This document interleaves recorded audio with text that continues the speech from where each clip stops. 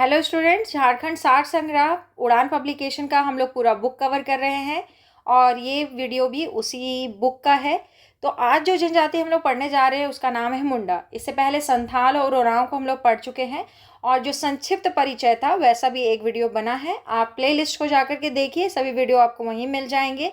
तो आइए जो आज की जनजाति है मुंडा, इसको कवर करते हैं। इसके बाद जो भी जनजातियाँ बच जाएंगी उन सभी को भी कवर करेंगे। तो पहला टॉपिक आज का है मुंडा। मुंडा में अगर महत्वपूर्ण बातें लिखी हुई हैं यहाँ तो देखिए, इसको मुंडा को कोल भी कहा जाता है तथा इनका संबंध कोलेरियन समूह से है।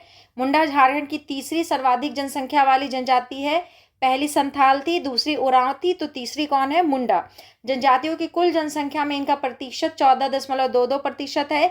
मुंडा शब्द का सामान्य अर्थ विशिष्ट व्यक्ति तथा विशिष्ट अर्थ गांव का राजनीतिक प्रमुख होता है।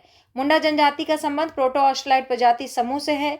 मुंडा लोग मुंडारी भाषा का प्रयोग करते हैं तथा भाषाई विशेषताओं के आधार पर इनका संबंध ऑस्ट्रो एशियाटिक भाषा परिवार से है। ये जरूर याद रखना है। मुंडा स्वयं को होड़ोको तथा अपनी भाषा को होड़ोजगर कहते हैं। झारखंड में इनका आगमन लगभग 600 ईसा पूर्व भारत के उत्तर पश्चिमी भाग से हुआ। झारखंड आगमन के बाद इस जनजाति का प्रमुख केंद्र सुत्याम्बे या सुत्याम्बेगढ़ कहिए, ये है जो वर्तमान में पिठोरिया के नाम से जाना जाता है, रांची जिला में अवस्थित है। मुंडा जनजाति परंपरागत रूप से एक जगह से दूसरी जगह प्रवास करती रही हैं। आर्यों के आक्रमण के बाद यह जनजाति आजमगढ़ उत्तर प्रदेश में बस गई। कालांतर में इनका प्रवास कालंजर, गढ़चित्र, गढ़ नगरवार, गढ़ धारवाड़, गढ़ पाली, गढ़ पिपरा, मांडरपहर, बिजनागढ़, हरदीनागढ़, लखनऊगढ़, नंदनगढ़, बेतिया बिहार, रिजगढ़, राजगीर बिहार तथा रोहिदासगढ़ में होता रहा। रोहिदासगढ़ से यह जनजाति दक्षिण की तरफ प्रवासित हुई तथा ओमेडंडा बुरमू झारखंड में आकर बस गई। तो आप यहाँ पर देखिए कि ये कैसे कैसे किधर किधर हुआ है। ठीक है, तो सबसे पहले किधर से बढ़ना शुरू किया? आजमगढ़ से, कालंजर, फिर गढ़चित्र, फिर गढ़ नगवार, उसके बाद गढ़ धारवाड़, गढ़ पाली, फिर गढ़ पिपरा चले गए, फिर मांडरपहन, फिर बिजनागढ़, फिर हरदीनागढ़, फिर लखनऊगढ़, फिर नंदगढ़, फिर उधर से रिजगढ़, फिर रोहिदासगढ़ और फिर फाइनली कहाँ के आकर के बसे? झारखंड में आकर के बसे। इस जनजाति का सर्वाधिक संकेंद्रण अगर पूछे तो खूंटी जिला में है। इसके अतिरिक्त रांची, गुमला, सिमडेगा, लातेहार, हजारीबाग, पश्चिमी सिंहभूम तथा सरायकेला खरसावां में भी ये निवास करते हैं। तमाड़ क्षेत्र में रहने वाले मुंडाओं को तमाड़ी मुंडा या पातर मुंडा कहा जाता है। 2022 में हुए संविधान संशोधन के द्वारा मुंडा जनजाति के पर्याय के रूप में तमाड़िया या तमरिया को शामिल किया गया है। यह जनजाति केवल झारखंड में ही पाई जाती है। वर्तमान समय में संचार साधनों के विकास के कारण यह जनजाति झारखंड से संलग्न राज्यों में भी कमोबेश संख्या में निवास करती है, क्योंकि काम ढूंढने लोग अगल बगल के राज्यों में चले जाते हैं, तो ये जनजाति अब आपको वहाँ भी मिल जाएगा। मुंडाओं द्वारा निर्मित भूमि को खूंटकट्टी भूमि कहा जाता है। इनकी प्रशासनिक व्यवस्था में खूंट का आसे परिवार होता है। ठीक है, यह जनजाति मूलतः झारखंड में ही पाई जाती है। मुंडा जनजाति की भाषा मुंडारी है तथा इसकी लिपि का नाम मुंडारी बनी है, जिसका आविष्कार 1982 ईस्वी में उड़ीसा के रोहिदास नाग के द्वारा किया गया था। ये लाइन एक बार और पढ़िए क्योंकि इंपॉर्टेंट है। मुंडा जनजाति की भाषा मुंडारी है तथा इसकी लिपि का नाम मुंडारी बनी है, जिसका आविष्कार 1982 ईस्वी में उड़ीसा के रोहिदास नाग ने किया था। ठीक है, चलिए आगे। अगला टॉपिक है इसी में समाज एवं संस्कृति। तो मुंडा जनजाति का जो समाज है और उसकी संस्कृति कैसी है, इसी को भी हम लोग देखेंगे। ठीक है, समाज स्तरीकरण की दृष्टि से मुंडा समाज ठाकुर, मानकी, मुंडा, बाबू भंडारी एवं पातर में विभक्त है। मुंडा जनजाति में समगोत्र विवाह वर्जित है। मुंडाओं में विवाह का सर्वाधिक प्रचलित रूप आयोजित विवाह है। अब देखिए कौन कौन से और विवाह इनमें चलते हैं। तो पहला है राजी खुशी विवाह, जो वर वधु की इच्छा सर्वोपरि इसमें मानी जाती है, उनकी इच्छा से होता है। हरण विवाह, पसंद की लड़की का हरण करके ये विवाह होता है। सेवा विवाह होता है, ससुर के घर सेवा द्वारा वधु मूल्य चुकाना। अगर कोई लड़का वाला तो वधु मूल्य देने लायक नहीं है तो वो ससुर के घर में सेवा देता है और वही समझा जाता है कि जो सेवा दिया वही वधु मूल्य है, और उसके बाद विवाह होता है। हठ विवाह, वधु द्वारा विवाह होने तक वर के यहाँ बलात् प्रवेश करके रहना, मतलब कि जबरदस्ती उसके घर में रहना जब तक कि विवाह नहीं हो जाता, इसको बोलते हैं हठ विवाह। ठीक है, अब हम लोग आगे देखते हैं सामाजिक व्यवस्था से संबंधित विभिन्न नामकरण क्या क्या है। तो इनके युवा गृह को गितियोड़ा कहते हैं, विधवा विवाह को सगाई कहते हैं, पंचायत स्थल को अखड़ा कहते हैं, विवाह को अरंडी कहते हैं, वधु मूल्य को गोनोंग टका कहते हैं या कुरी गोनोंग कहते हैं। वंशाकुल इनका खूंट कहलाता है, इसीलिए खूंटकट्टी होता है वर्ड, ठीक है। यदि स्त्री तलाक देती है तो उसे वधू मूल्य यानी कि गोनोंग टका क्या करना पड़ता है, लौटाना पड़ता है। इस जनजाति में तलाक को साकमचारी के नाम से जाना जाता है। एक साल इससे क्वेश्चन आया था, इसलिए ध्यान रखेंगे। अधिकांश मुंडा परिवारों में एकल परिवार पाया जाता है। इस जनजाति में उच्च वर्गीय व्यक्तियों द्वारा बिना विवाह किए निम्न वर्गीय कन्या को साथ रख लिया जाता है, जिसे कांता या रखनी कहा जाता है। वो जो पैटर्न था ना रखेल वाला, वही वाला बात बोल रहा है ये। मुंडा परिवार पितृसत्तात्मक तथा पितृवंशी होता है। इस जनजाति में वंश कुल की परंपरा को खूंट के नाम से जाना जाता है। इस जनजाति में गोत्र को किली के नाम से जाना जाता है। रिजले द्वारा मुंडा जनजाति के 340 गोत्र बताए गए हैं। देखिए कितने गोत्र बताए गए हैं वो आपको याद रखना है, लेकिन किसने बताया है नाम भी ध्यान रखिएगा, ठीक है। तो रिजले बोला है कि इस जनजाति में यानी मुंडा जनजाति में 340 गोत्र होते हैं। चलिए, सभी गोत्र तो नहीं, जो इंपॉर्टेंट है उसका प्रतीक चिन्ह यहाँ पे दिया हुआ है। जैसे देखिए नाग जो है उसका सांप है, बोदरा मोर, धान का प्रतीक चिन्ह वेंगा धान है, भेंगरा का घोड़ा है, आइंद का मछली है, सोय का सोल मछली है, मुंडू का बिरनी है, टोपनों का लाल चीटी है, पूर्ति का घड़ियाल है, होरो का प्रतीक चिन्ह कछुआ है, केरकेट्टा का पक्षी है, बारजो का कुसुम फल है, हंसा का हंस है। आज तक इससे तो क्वेश्चन नहीं पूछा है, लेकिन थोड़ा बहुत ध्यान में रखिए तो अच्छा रहेगा। सोमा सिंह मुंडा ने मुंडा जनजाति को 13 उपशाखाओं में विभाजित किया है। तो अब ये नाम आपको याद होना चाहिए कि कौन 13 उपशाखाओं में विभाजित किया है, तो सोमा सिंह मुंडा द्वारा, जिसमें महली मुंडा तथा कंपार्ट मुंडा सर्वप्रथम है। तथा इस तथ्य की जानकारी इनकी पुस्तक मोनोग्राफ मुंडा 1993 से मिलती है। किताब का भी नाम याद रखिएगा। महली मुंडा जनजाति की बड़ी शाखा है, जबकि कंपार्ट मुंडा छोटी शाखा है। महली मुंडा स्वयं को कंपार्ट मुंडा से श्रेष्ठ मानते हैं। सोसोबोंगा यह एक प्रकार का बैलेट है। सोसोबोंगा मुंडा जनजाति की प्रसिद्ध लोक कथा है, जो इनकी परंपरा एवं विकास क्रम पर प्रकाश डालता है। देखिए बैलेट क्या होता है, बैलेट कुछ नहीं होता है, कुछ एक कथा है, एक साइड से मंचन चल रहा हो यानी कि आप नाटक दिखवा रहे हो, और एक साइड से कुछ गा गा के उसको आप आगे बढ़ा रहे हैं, ठीक है। उसमें कुछ भी हो सकता है, कोई भी दृश्य हो सकता है, जैसे कि इस जनजाति का यहाँ आगमन कैसे हुआ, ये वो कैसे अपने आप को इतने दिन से सरवाइव करके आगे बढ़ाई, या कोई ऐसा इवेंट जिसमें किसी से लड़ाई हुआ है वो परिदृश्य दिखाना चाहते हैं। तो वो एक तरह से कहें कि पुराने लोगों के द्वारा बताया हुआ चीज़ आज भी चला आता है। वो एक तरफ कहानी की तरह चलते रहता है, एक तरफ वो गीत की तरह उसको बहुत लयबद्ध में गाते हैं, जिससे कि वो चीज़ें बहुत इजी वे में आपके मुंह में बस जाए, आप उसको गाए और उस कहानी को समझे, उसी को बैलेट कहते हैं, ठीक है। तो सोसोबोंगा एक प्रकार का बैलेट है, और ये मुंडा जनजाति की प्रसिद्ध जो है लोक कथा है, जो इनकी परंपरा एवं विकास क्रम पर प्रकाश डालता है। इनकी परंपरा के बारे में बताया था, कैसे आए, कैसे आगे इनका यहाँ पे रहना हुआ, क्योंकि कोई भी चीज़ कहीं भी नया जगह बसना बहुत आसान तो नहीं होता। तो वो सब चीज़ें में कोई ऐसा इवेंट हुआ होगा जब किसी से बहुत भयंकर लड़ाई हुआ होगा, तो किस तरह से ये लोग सर्वाइव किए, इस टाइप के छोटी छोटी स्टोरी होता है, कहानी होता है, उसको इन लोग वीरतापूर्वक या कोई घटना को बहुत अच्छे से दर्शाते हैं, वही आपको बैलेट होता है, ठीक है। इस जनजाति में महिलाओं द्वारा धान की बुनाई करना, महिलाओं के छप्पर पर चढ़ना तथा महिलाओं का दाह संस्कार में भाग लेने हेतु शमशान घाट जाना वर्जित होता है, ठीक है। इसको याद रखिएगा, इस सब टाइप का क्वेश्चन पूछता है। इस जनजाति में गांव की बेटियों द्वारा सरहुल का प्रसाद ग्रहण करना वंचित है। पूछेगा किसमें बेटियां जो है सरहुल का प्रसाद नहीं ग्रहण करती, तो मुंडा में। इस जनजाति में पुरुषों द्वारा धारण किए गए जाने वाले वस्त्र को बटोई या करैया तथा महिलाओं द्वारा पहने जाने वाले वस्त्र को परैया कहा जाता है। इनमें महिलाओं द्वारा जापानी मार्किन पहनने की भी परंपरा रही है। चलिए आगे, इस जनजाति में गोदना प्रथा का प्रचलन है। गोदना गोदने वाली महिला को मलहोरिन कहते हैं। क्या कहते हैं? मलहोरिन कहा जाता है। इनका नाम याद रखिएगा, ठीक है।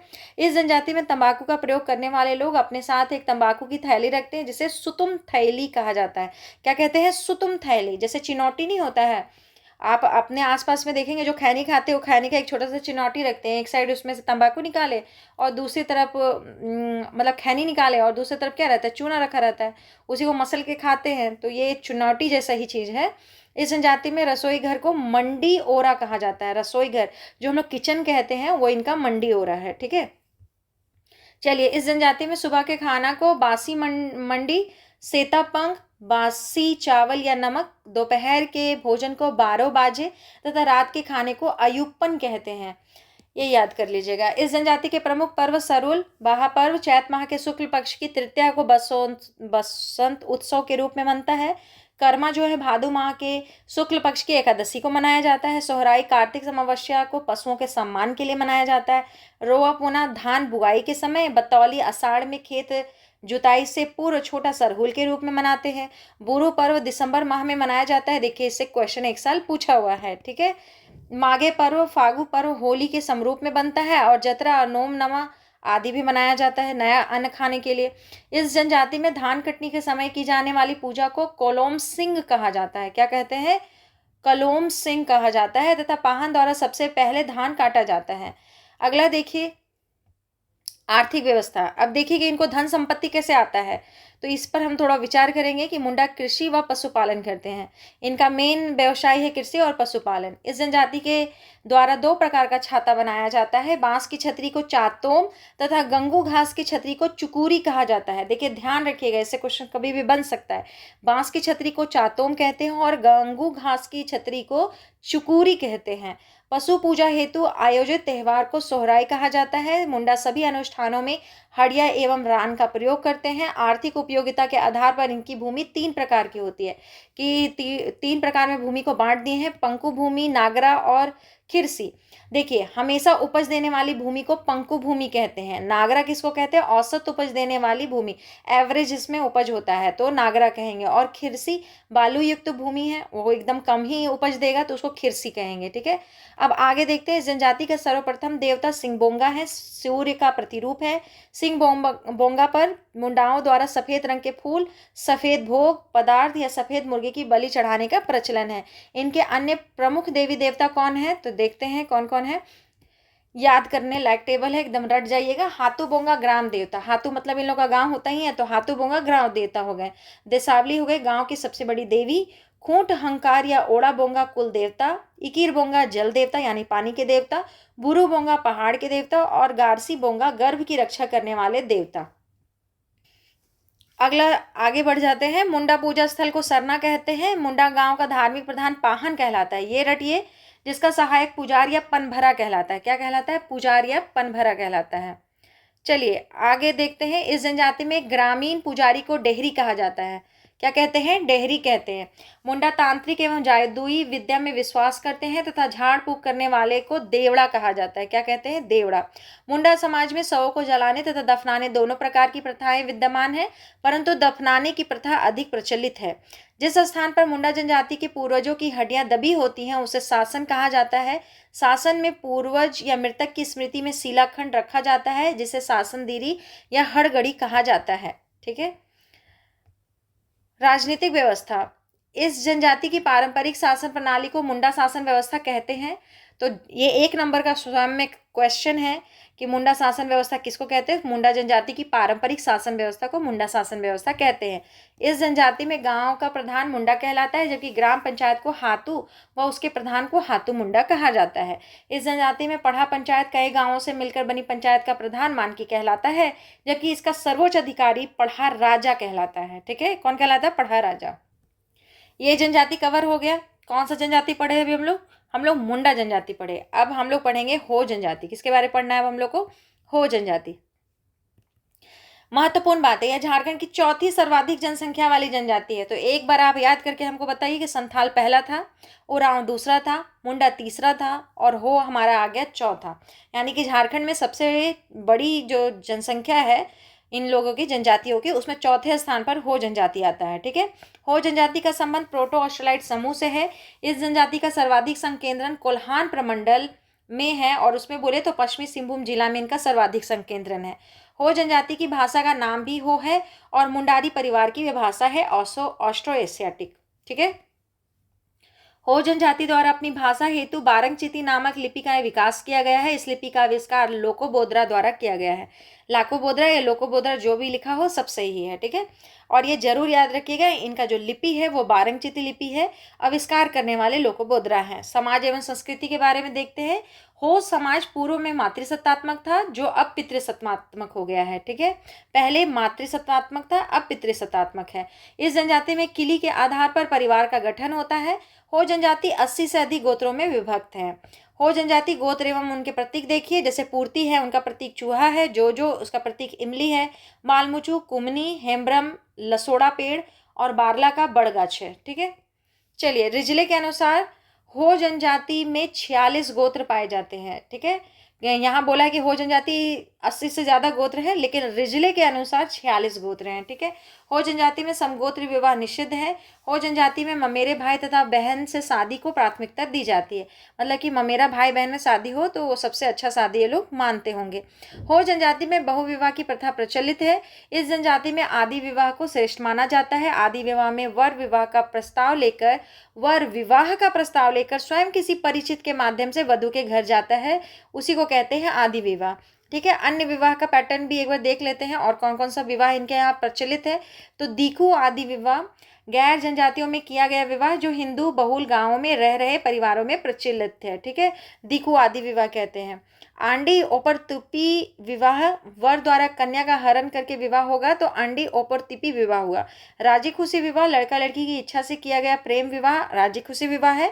और अनादर विवाह, लड़की विवाह से पूर्व ही हठपूर्वक लड़के घर में आकर रहने लगे तो उसको अनादर विवाह कहा जाता है। इस जनजाति में परिवार की गिनती चूल्हों की संख्या से की जाती है तथा विवाह के बाद लड़के द्वारा परिवार से अपना चूल्हा अलग कर लिया जाता है, क्योंकि वो अब उसका परिवार अलग हो गया, अब वो उसका गिनती अलग होगा। सामाजिक व्यवस्था से संबंधित विभिन्न नामकरण, तो क्या क्या है, युवागिरी को गोती आरा कहते हैं, ग्राम प्रधान को मुंडा कहते हैं, 7 से 12 गांव का समूह पढ़ा या पीर कहलाता है। पढ़ा का न्यायिक प्रधान पीर पंच कहलाता है। गांव के बीच में बसा हुआ अखरा एटे तुड़तुड़ कहलाता है। बहुत अच्छा नाम है, एक बार और बोलिए, गांव के बीच में बसा अखरा क्या कहलाएगा, एटे तुड़तुड़। गोनोम गुनोम या फिर पोन वधु मिल्ले है।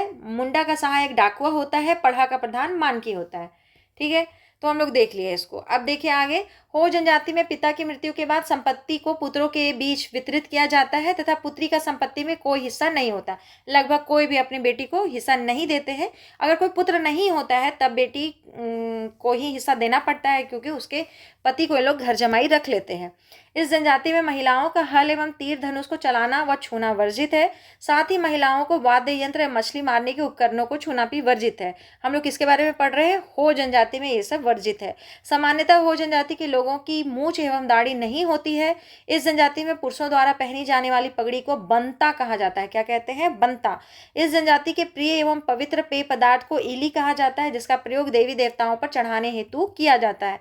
इस जनजाति के प्रमुख पर्व माघे, बाहा, उमुरी, होरो, जोमनमा, कोलोम आदि हैं। इनमें से अधिकांश पर्व का संबंध कृषि कार्य से है। किस कार्य से है, कृषि कार्य से है। त्यौहार कृषि के लिए ही मनाया जाता है जनरली। ये हमारे झारखंड में नहीं, पूरे देश में आप देखिएगा तो सब वही है। झारखंड की कला एवं संस्कृति देख लेते हैं इन लोगों का। तो सबसे पहले हम लोग कला और संस्कृति पढ़ ही रहे हैं, चलिए इनका पर्व त्यौहार देख लेते हैं। ठीक है, माघे जो पर्व है वो कब मनाया जाता है, जनवरी फरवरी में मनाया जाता है फसल कटाई के अवसर पर। बाहा जो त्यौहार है वो मार्च अप्रैल में मनाते हैं बीज बुआई की खुशी में। हेरो जो है मई जून में मनता है धान बुआई की समाप्ति के अवसर पर। बतौली जो त्यौहार है वो जून जुलाई में निकाई पर बनता है। और डमुराई जो है जून जुलाई में यह त्यौहार मनाते हैं रोपनी के अवसर पर। जोमनामा जो है जुलाई अगस्त में मनाया जाता है नया अन्न ग्रहण करने पर। और कोलोम नवंबर दिसंबर में मनाया जाता है। ठीक है, एक बार इसको टाइम देके रट लेंगे। अब देखिए कह रहा है आर्थिक व्यवस्था, तो इनको धन संपत्ति कैसे आता है। ठीक है, हो जनजाति का मुख्य पेशा कृषि है। इस जनजाति में भूमि की 3 श्रेणियां हैं, बेड़ो है, वादी है, गोड़ा है। बेड़ो किसको कहेंगे, निम्न एवं उपजाऊ भूमि, यानी कि जो धरातल ऐसा अगर है और यहाँ उठा हुआ है तो ये निम्न जो है नीचे की भूमि उसको, और जनरली वो उपजाऊ होती है। वादी जो है धान की खेती की जाने वाली भूमि को वादी कहते हैं। और गोड़ा मोटे अनाज की खेती हेतु कम उपजाऊ भूमि जो है उसको गोड़ा कहते हैं। ठीक है, अब देखते हैं धार्मिक व्यवस्था। इनका धार्मिक व्यवस्था कैसा है। हो जनजाति का सर्वप्रमुख देवता सिंगबोंगा है। अन्य देवी देवताओं के बारे में एक कॉलम है जिसको हम लोग एक बार देख लेते हैं। हो जनजाति की प्रमुख देवी देवता पाहुई बोंगा गांव के देवता हैं। ओटी बोड़ोम पृथ्वी के देवता है। मारंगबुरु पहाड़ देवता है। नागे बोंगा नाग देवता है। देसावली बोंगा वर्षा के देवता हैं। ठीक है, इस जनजाति के रसोई घर के एक कोने में पूर्वजों का पवित्र स्थान होता है जिसे अदिग कहा जाता है। ठीक है, दिहुरी पुरोहित धार्मिक अनुष्ठान संपन्न करवाता है। इस जनजाति में हितकारी देवताओं मनिता बोंगा की पूजा का कार्य देवरी द्वारा तथा अहितकारी देवताओं जैसे बनिता बोंगा की पूजा का कार्य दे ओवा द्वारा संपन्न कराया जाता है। हो लोग भूत प्रेत जादू टोना आदि में विश्वास करते हैं। लगभग सभी जनजाति करते हैं। इस जनजाति में शवों को जलाने तथा दफनाने दोनों की प्रथाएं विद्यमान है। इनके प्रत्येक टोले में श्मशान पाया जाता है जहां शवों को दफनाया जाता है। ठीक है, चलिए आगे देखते हैं इनका राजनीतिक व्यवस्था कैसा है। ठीक है, इस जनजाति की पारंपरिक शासन प्रणाली को मुंडा मान की शासन व्यवस्था कहते हैं। ठीक है, जिसे लघु प्रजातंत्र की झलक देखने को मिलती है, जिसमें लघु प्रजातंत्र की झलक देखने को मिलती है। मुंडा मान की शासन व्यवस्था किसकी शासन व्यवस्था है? अभी आप किसके बारे में पढ़ रहे हैं ये ध्यान रखिए, क्योंकि ऐसा होगा कि आप सब कुछ तो याद कर लेंगे लेकिन किसका था वही भूल जाएंगे। ठीक है, तो ये हो जनजाति हम लोग पढ़ रहे हैं। इस जनजाति में गांव के प्रधान को मुंडा कहा जाता है, जिसके पास प्रशासनिक न्याय तथा लगान एकत्रित करने का अधिकार होता है। मुंडा का सहयोगी डाकुआ कहलाता है, जबकि पढ़ा 7 से 12 गांवों से निर्मित एक का प्रमुख मानकी कहलाता है। इस व्यवस्था में पढ़ा के न्यायिक प्रधान को पीर पंच तथा राजस्व अधिकारी को तहसीलदार कहा जाता है। अब हम लोग का जनजाति चेंज हो गया। अब हम लोग पढ़ रहे हैं खरवार या खेरवार। ध्यान रखेंगे, जनजाति चेंज हो गया। अगली जनजाति पर हम लोग आ चुके हैं और दूसरी जो जनजाति है वो है खरवार या खेरवार। यह झारखंड की 5वीं सर्वाधिक जनसंख्या वाली जनजाति है। तो बताइए कि शुरू का 4 कौन था? संथाल पहला, उरांव दूसरा, मुंडा तीसरा, हो चौथा, तो अब 5वां कौन आ गए? खरवार आ गए। ठीक है, इसी तरह से याद करते चलिए तो फिर दिक्कत नहीं होगा, नहीं तो फिर धीरे धीरे सब भूल जाएंगे हम लोग। यह झारखंड की 5वीं सर्वाधिक जनसंख्या वाली जनजाति है। इनका संकेंद्रण मुख्य तौर पर कहे तो पलामू प्रमंडल में है, लेकिन गढ़वा जिला में सर्वाधिक संकेंद्रण है। इसके अलावा हजारीबाग, चतरा, रांची, लोहरदगा, संथाल परगना तथा सिंहभूम में भी खरवार जनजाति पाई जाती है। यहाँ पे लिखा हुआ है कि बहादुर मार्शल जनजाति वह सत्य के लिए सभी कुछ बलिदान करने वाली जनजाति है। सच बोलना पसंद करते हैं। खेरी झाड़ से आने के कारण इन्हें खेरवार कहा गया है। उड़ीसा के खारवेलों से इस जनजाति का संबंध माना जाता है। पलामू एवं लातेहार जिला में इस जनजाति को 18 हजारी भी कहा जाता है। ये स्वयं को सूर्यवंशी राजपूत हरिश्चंद्र रोहिताश्व का वंशज मानते हैं। यह एक बहादुर मार्शल लड़ाकू जनजाति है। ठीक है, बहुत बहादुर है, लड़ाकू जनजाति है।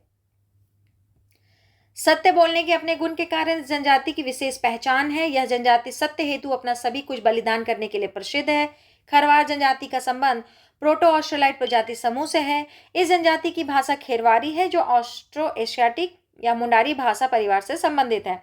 2022 में हुए संविधान संशोधन के द्वारा खरवार जनजाति की सूची में भोक्ता, देशवारी, गंजू, दौलतबंदी, पटबंदी, राउत, मझिया व खैरी समुदायों को भी शामिल किया गया है। ठीक है, अब इनके समाज और संस्कृति को भी देख लीजिए। संडर के अनुसार खरवार की 6 उपजातियां हैं। किसके अनुसार? जब भी कभी नाम पूछे, मतलब संख्या पूछे, तो आपको नाम भी याद रखना चाहिए कि कौन ऐसा मान के चलता था। तो संडर के अनुसार खरवार की 6 प्रमुख उपजातियां हैं। कौन कौन? मझिया, गंजू, पातबंदी, दुआसदी, भोक्ता तथा खेरी। डाल्टन के अनुसार खरवारों की 4 प्रमुख उपजातियां हैं: भोक्ता, मांझी, राउत व महतो।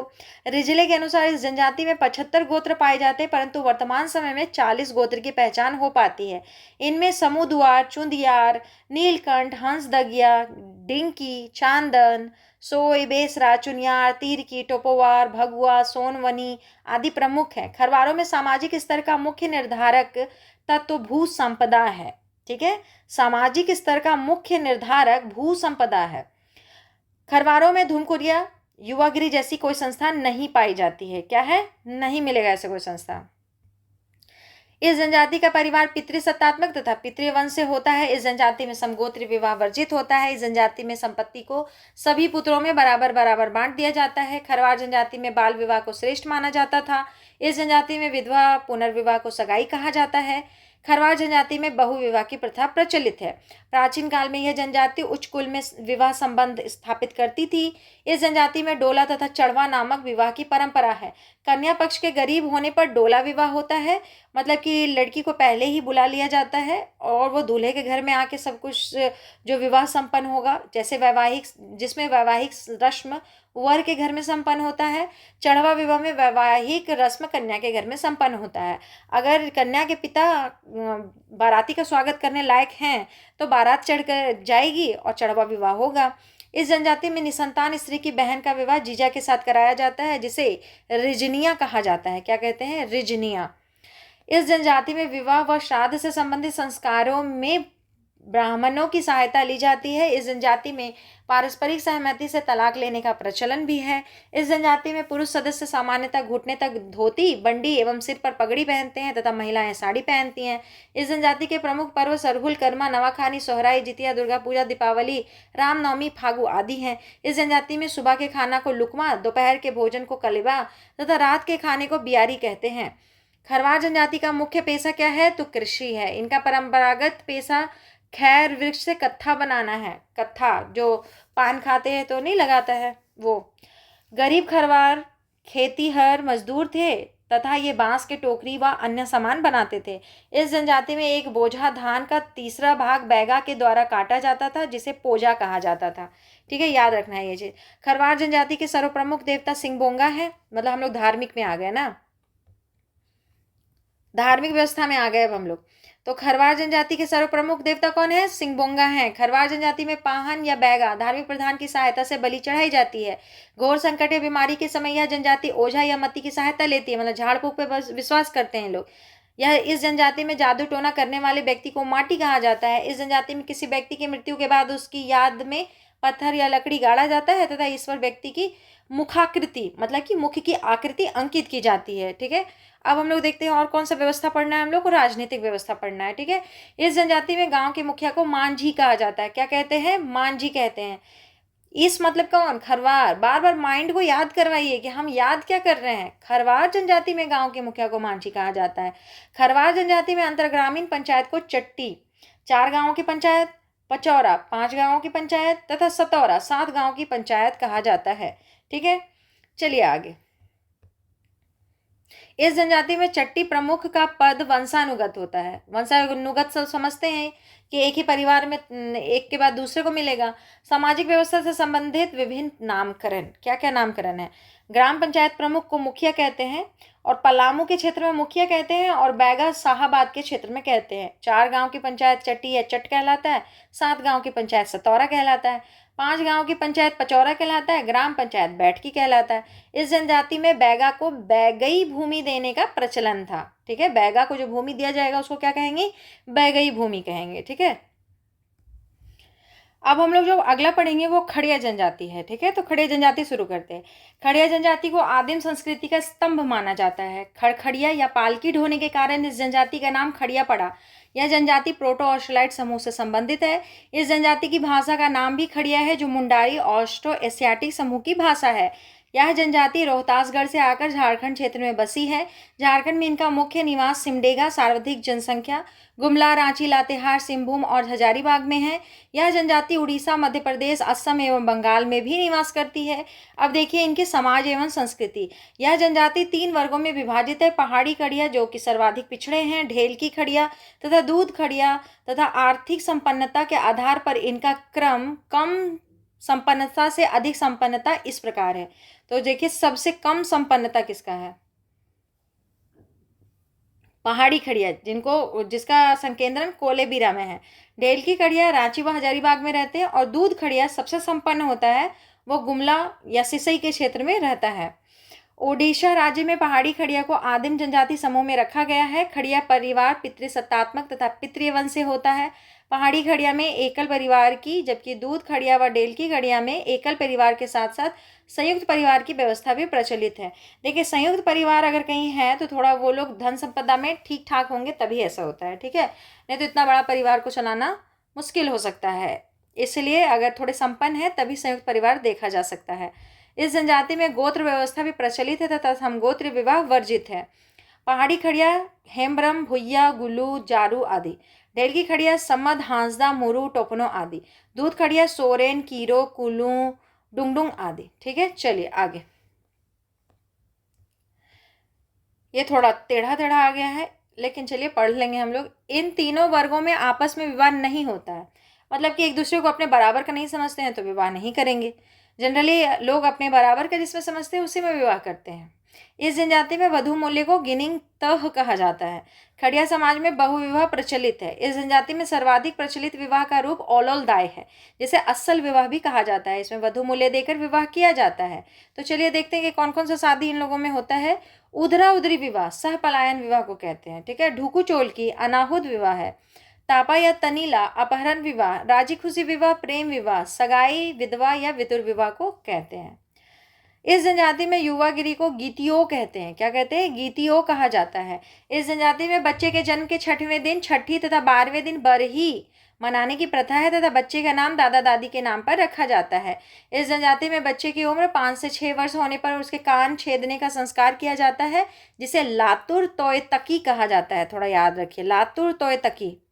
इस प्रकार बच्चे की उम्र 12 वर्ष पूरा होने पर बाल बांधने का प्रचलन होता है। इस जनजाति में महिलाओं में अनिवार्य रूप से गोदना गोदवाया जाता है। खड़िया जनजाति के प्रमुख पर्व हैं जंकोर बसंतोत्सव के रूप में, बंदई कार्तिक पूर्णिमा को मनता है बंदई त्यौहार, कर्मा व बाबीड जो है बीजारोपण के समय, बंगरी धान बुआई के समय, कदलेटा फसल काटते समय, जो ओडेम जो है नवाखानी, जिमतंग जो है गौशाला पूजा, गिडिड पूजा, पोनो मोसोर पूजा, भड नदा पूजा, दोरहो डुबो पूजा, पितरु पूजा आदि।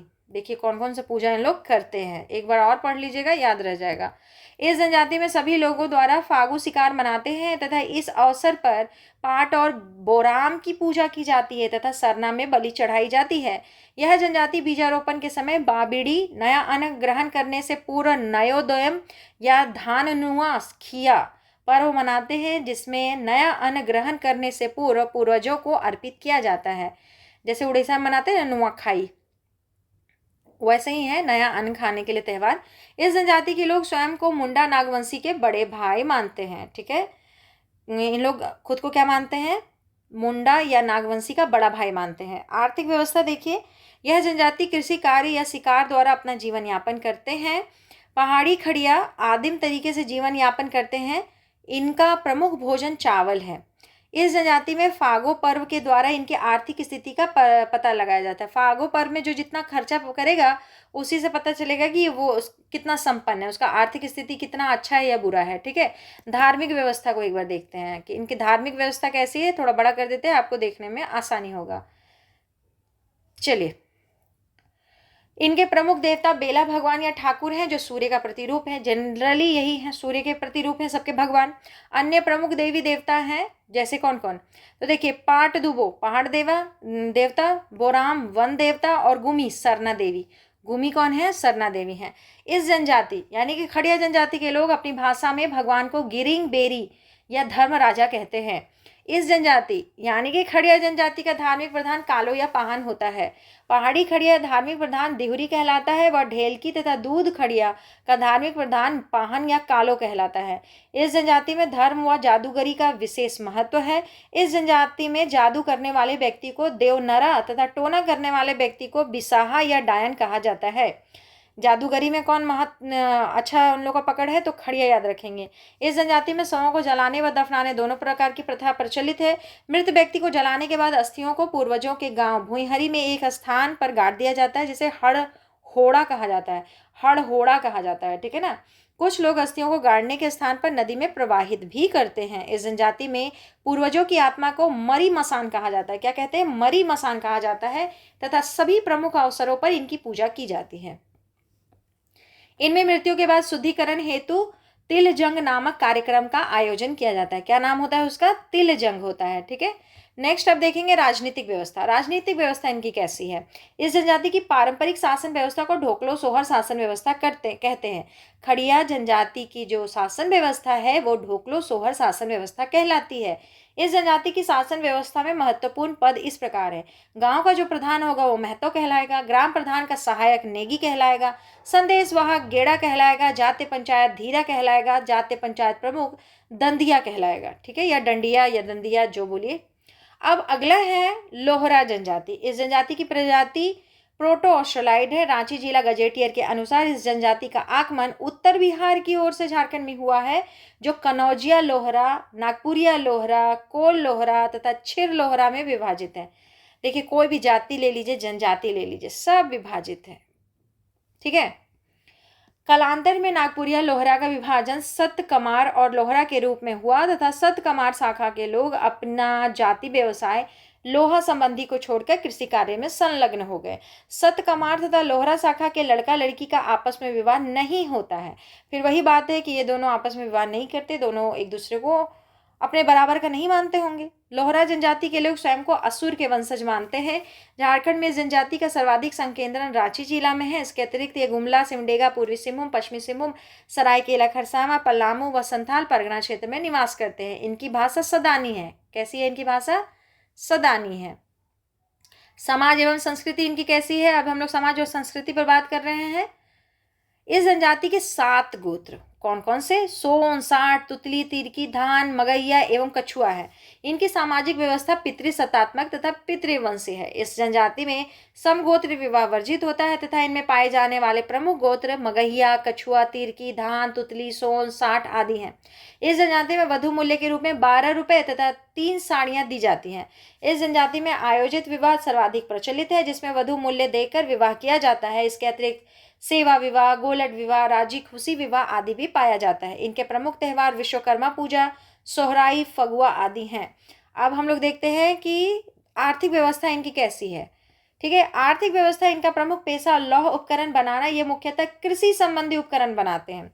धार्मिक व्यवस्था इनकी कैसी है? इनके प्रमुख देवता सिंह बोंगा, धरती माई तथा विश्वकर्मा भगवान है। इस जनजाति में धार्मिक प्रधान को पाहन कहा जाता है। यह जनजाति पूर्व जन्म में विश्वास करती है। इस जनजाति में मृत्यु के बाद शवों को मसना नामक कब्रिस्तान में दफनाया जाता है, परंतु गर्भवती महिला तथा चेचक व हैजा से मरने वाले व्यक्ति को मसना में नहीं दफनाकर नदी किनारे दफनाया जाता है। राजनीतिक व्यवस्था इनकी कैसी है? इस जनजाति में कोई व्यवस्थित शासन व्यवस्था नहीं पाई जाती है, परंतु इनकी जातिगत समस्याओं का निपटारा जाति पंचायत द्वारा कर लिया जाता है। इस जनजाति में 2 गांवों के बीच के विवादों का निपटारा अंतर ग्रामीण परिषद द्वारा किया जाता है। तो अगले चलिए भूमिज के बारे में, मतलब कि अब जनजाति चेंज हो रहा है, अगले जनजाति पर आ गए हम लोग, जिसका नाम है भूमिज। भूमिज का शाब्दिक अर्थ भूमि के जन्मा हुआ अर्थात भूमि पुत्र होता है। नाम जैसा वैसा अर्थ है। ठीक है, यह जनजाति मुख्यतः सिंहभूम क्षेत्र, पूर्वी सिंहभूम में सर्वाधिक निवास करती है। इसके अतिरिक्त हजारीबाग में भी, रांची व धनबाद जिलों में भी इनका संकेंद्रण पाया जाता है। यह जनजाति को हिंदू संस्करण वाली जनजाति भी कहा जाता है। क्या कहा जाता है? हिंदू संस्करण वाली जनजाति। चलिए और पढ़ते हैं भूमिज के बारे में। इनको धनबाद के सरदार के नाम से भी जाना जाता है। घने जंगलों में रहने के कारण मुगल काल में भूमिज को चुआड़ का उपनाम से भी जाना जाता था। इस जनजाति की प्रजाति प्रोटो ऑस्ट्रेलाइड है। यह जनजाति कोलेरियन समूह से संबंधित है तथा इनकी भाषा मुंडारी ऑस्ट्रोएशियाटिक है, जिस पर बंगला व सदानी भाषा का प्रभाव देखने को मिलता है। इस जनजाति के लोग अपनी भाषा को भूमिजी नाम से संबोधित करते हैं। चुआड़ चुआड़ कही जाने वाली जनजाति धनबाद के सरदार के नाम से लोकप्रिय, दोनों बात बताया गया है। अब देखिए समाज एवं संस्कृति इनकी कैसी है। ठीक है, इस जनजाति का समाज पितृसत्तात्मक होता है। इस जनजाति में पिता की मृत्यु के बाद पुत्रों के बीच संपत्ति को बराबर भागों में बांट दिया जाता है तथा पुत्री को संपत्ति में कोई हिस्सा नहीं मिलता, कहीं भी नहीं मिलता है। परंतु यदि किसी परिवार में पुत्र नहीं है तो दामाद के घर जमाई बन के रहने पर उसे संपत्ति प्रदान की जाती है। इस जनजाति में कुल 4 गोत्र हैं: पत्ती, ज्योला, गुलगू, हेम्ब्रम। इस जनजाति में समगोत्र विवाह निषिद्ध है, समगोत्र विवाह नहीं करना है। ठीक है, भूमि जनजाति गोत्र एवं उसके प्रतीक। गोत्र बताया गया: पत्ती एक पत्ता, हेम्ब्रम एक बादाम, ज्योला पक्षी, गुलगू का प्रतीक मछली है। इस जनजाति में सर्वाधिक प्रचलित विवाह आयोजित विवाह है। इसके अतिरिक्त इनमें अपहरण विवाह, गोलट विवाह, सेवा विवाह, राजी खुशी विवाह आदि भी प्रचलित है। इस जनजाति में तलाक की प्रथा पाई जाती है तथा पति द्वारा पत्ते को फाड़कर टुकड़े करने पर तलाक हो जाता है। This is the procedure. इस जनजाति में विधवा विवाह की प्रथा भी प्रचलित है। इस जनजाति में युवागृह तथा अखड़ा जैसी व्यवस्था नहीं पाई जाती है। ठीक है, युवागृह पूछे तो बताना है कि नहीं पाया जाता है। हम लोग क्या पढ़ रहे हैं? भूमिज पढ़ रहे हैं हम लोग, ये ध्यान रखना है ना। इनके प्रमुख त्योहार धूला पूजा बैसाख माह में, चैत पूजा, काली पूजा, गोराई ठाकुर पूजा, ग्राम ठाकुर पूजा, करम पूजा आदि हैं। धूला पूजा के अवसर पर यह जनजाति हाथी व घोड़े की प्रतिमा बनाती है तथा इनके धार्मिक प्रधान लाया द्वारा एक खस्सी व 2 मुर्गियों की बलि चढ़ाई जाती है। इस जनजाति द्वारा वर्ष में एक बाद अपने पूर्वजों की पूजा करने का प्रचलन है। वर्ष में एक बार, बाद नहीं है, ये प्रिंटिंग मिस्टेक है। ठीक है, बार कीजिए इसको। इस जनजाति द्वारा वर्ष में एक बार अपने पूर्वजों या पितरों की पूजा करने का भी प्रचलन है। चलिए अगला देखते हैं, आर्थिक व्यवस्था, पैसे कैसे कमाते हैं लोग। इस जनजाति का प्रमुख पेशा कृषि कार्य है। ठीक है, ये जनजाति अच्छी काश्तकार है। इसके अतिरिक्त इस जनजाति के लोग शिकार भी करते हैं। धार्मिक व्यवस्था इनका देखिए, इनके सर्वोच्च देवता ग्राम ठाकुर और गोराई ठाकुर हैं। इनके धार्मिक प्रधान को लाया कहा जाता है। किसके धार्मिक प्रधान को लाया कह रहे हैं, याद करके बताइए, भूमिज, क्योंकि अभी हम लोग भूमिज पढ़ रहे हैं। किताब में यही प्रॉब्लम है कि बार बार यह जनजाति, इस जनजाति, यह जनजाति, इस जनजाति। कौन सी जनजाति, वो तो दिमाग से हम लोग का निकल गया है कि कौन सी जनजाति, भूमिज जनजाति। कहीं कहीं बीच बीच में लिख देते तो अच्छा होता। इस जनजाति के लोग मृत्यु के बाद शरीर को जलाते हैं तथा अस्थियों को एकत्रित कर किसी मिट्टी के बर्तन में रखकर शासन में गाड़ देते हैं।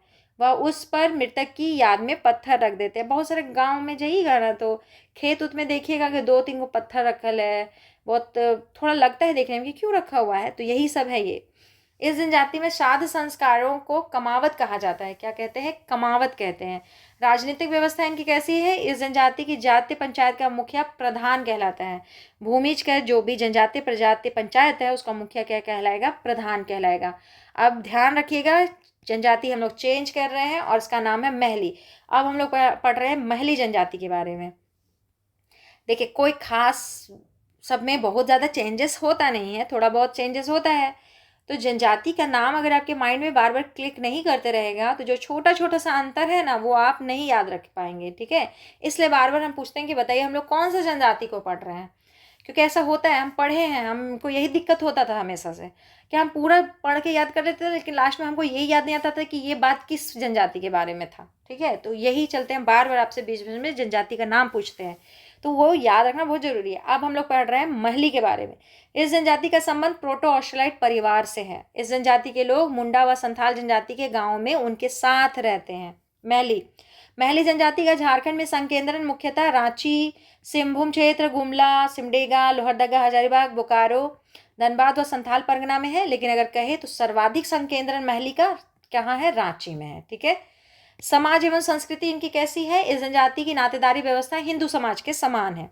अभी भूमिज को भी देखे थे कि वो भी हिंदू समाज से ज़्यादा रिलेटेड था।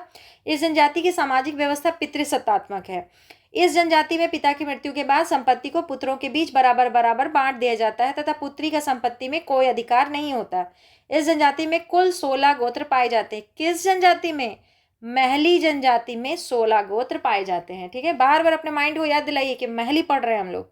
महली जनजाति के प्रमुख गोत्र एवं उनके प्रतीक, गोत्र और प्रतीक देख लीजिए। किरकट्टा पक्षी, टोवार चिड़िया, चार जंगिया एक पेड़, तीर की सांड, ढील की वनसुअर और मुरुमल मर्री नील गाय और कटहर गाज कटहल। ऐसे भी कटहल को हम लोग अपने तरफ तो कटहर ही बोलते हैं।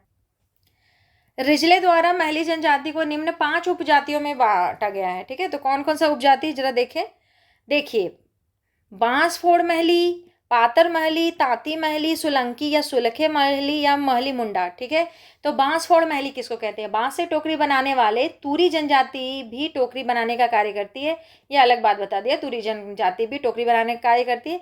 लेकिन पहले जो बताया वो क्या बताया, बांस से टोकरी बनाने वाले को बांसफोड़ महली कहेंगे। ठीक है, पातर महली किसको कहेंगे, खेती कार्य करने वाले तथा तमाड़ क्षेत्र में संकेंद्रण जिनका है उनको आप पातर महली कहेंगे। ठीक है, खेती कार्य करेंगे और तमाड़ क्षेत्र में इनका संकेंद्रण होगा। तमाड़ क्षेत्र में रहने वाले मुंडा को तमाड़िया या पातर मुंडा कहा जाता है। ताती महली किसको कहेंगे, पाल के ढोने वाले को ताती महली कहेंगे। सोलंकी महली किसको कहेंगे, मजदूरी व खेती कार्य करने वाले। और महली मुंडा जो होते हैं वो भी मजदूरी या खेती कार्य ही करते हैं।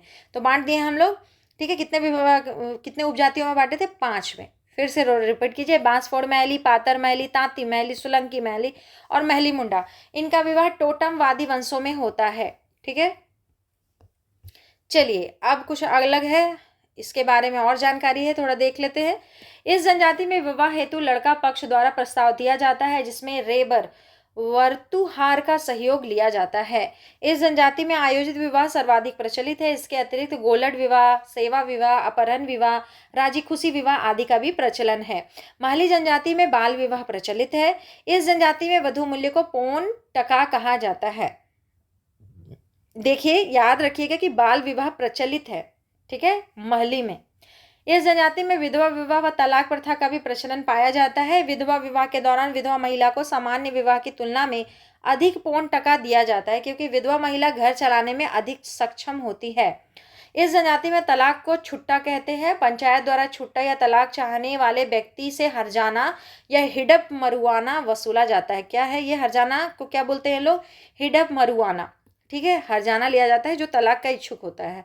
इस जनजाति में बच्चे का नाम दादा दादी या नाना नानी के नाम पर रखा जाता है। इस जनजाति में युवा गृह का प्रचलन नहीं है, यानी कि हम लोग जो पढ़ रहे हैं उसमें महली में युवा गृह का प्रचलन नहीं है।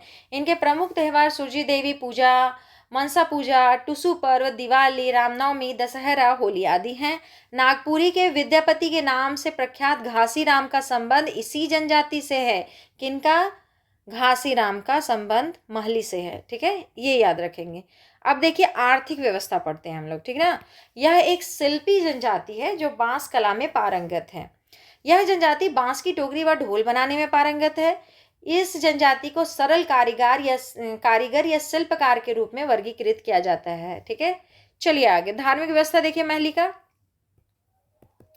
इनकी मुख्य देवी सूर्य देवी हैं, जिनकी पूजा प्रत्येक 12वें वर्ष में बैसाख माह में की जाती है। इस अवसर पर जाहिर थान में बकरा, मुर्गा तथा कबूतर की बलि दी जाती है। बड़ पहाड़ी तथा मनसा देवी भादो माह में पूजा इनके अन्य देवता हैं। इस जनजाति के लोग पुरखों की पूजा गोड़म साकी बूढ़ा बूढ़ी पर्व के रूप में करते हैं। सिल्ली क्षेत्र में इस जनजाति द्वारा की जाने वाली विशेष पूजा को उलूर पूजा कहते हैं। थोड़ा इस पर याद रखिएगा, ठीक है। सिल्ली क्षेत्र में इस जनजाति द्वारा की जाने वाली विशेष पूजा को क्या कहिएगा? उलूर पूजा कहेंगे। इस जनजाति में मृत्यु के बाद शवों को सामान्यतः दफनाया जाता है, जबकि कुछ लोग शवों का दाह संस्कार भी करते हैं। शवों को जिस स्थान पर दफनाया जाता है उसे शासन कहा जाता है। अब ये वर्ड से तो आप दोस्ती कर लिए हैं। राजनीतिक व्यवस्था इनकी कैसी है? इस जनजाति में कोई व्यवस्थित शासन व्यवस्था नहीं पाई जाती है, परंतु आपसी विवादों के निपटारे हेतु गांव स्तर पर पंचायत का गठन किया जाता है, जिसे जाते परगनैत कहा जाता है। क्या कहते हैं इसको? जाते परगनैत कहते हैं। ठीक है, परगनैत।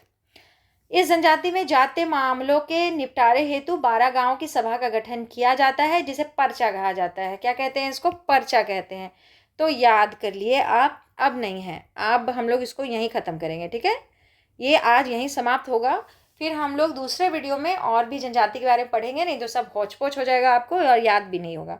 ठीक है, तो इतना काफ़ी है आज के लिए। ये पूरा अपना 100% दीजिए, 1 से 2 बार वीडियो को देखिए, पूरा वीडियो को सुनिए और जनजाति को कंप्लीट कीजिए। जनजाति से क्वेश्चन आएगा, कोई भी एग्जाम दीजिए आप झारखंड में, एकदम पूछा जाएगा। ठीक है, तो इसी के साथ इसको समाप्त करते हैं। धन्यवाद।